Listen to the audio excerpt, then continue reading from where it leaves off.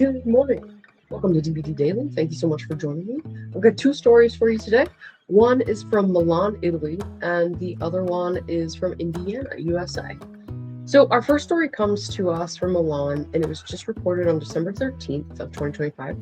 In an act of kindness towards the local residents that are facing housing shortages, officials confirmed that the Olympic Village being built for the 2026 Winter Games in Milan is not going to be sold off to the highest bidder. It's very cool. Instead, they've decided that they're going, after the games conclude, the village is going to be converted into student housing and subsidized homes, providing 1,700 beds for locals to ensure the event leaves a helpful legacy for the community. It's an awesome example of people doing the right thing with what they have right where they're at. So the officials that are in charge of these decisions have decided that, hey, we need to support our community and there's a housing shortage. So let's do that instead of selling it off to the highest bidder. So this is amazing. One, because it's going to cost the government, and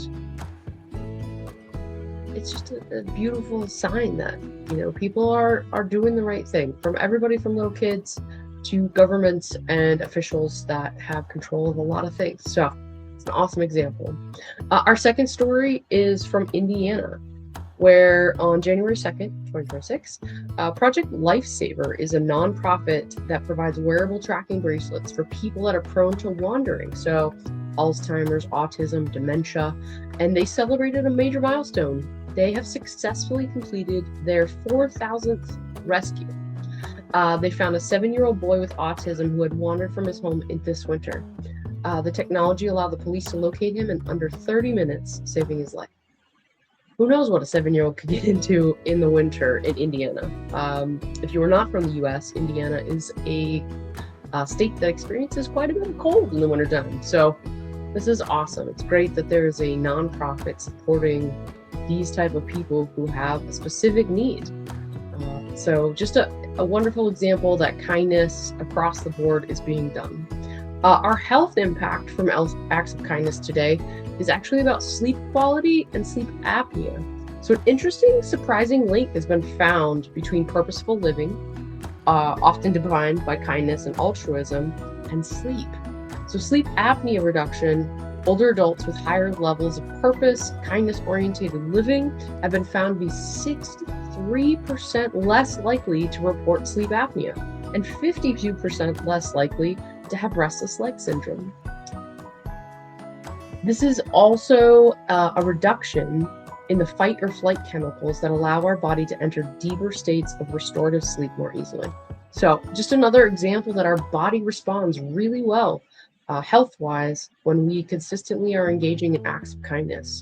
63% less likely to report sleep apnea, 52% less likely to have restless leg syndrome. This is amazing. Now, cortisol production is something we talk about a lot. It's something that's important. It helps us convert our stores of fat and sugar into energy when you need them, right, to fight or flight. But extended, prolonged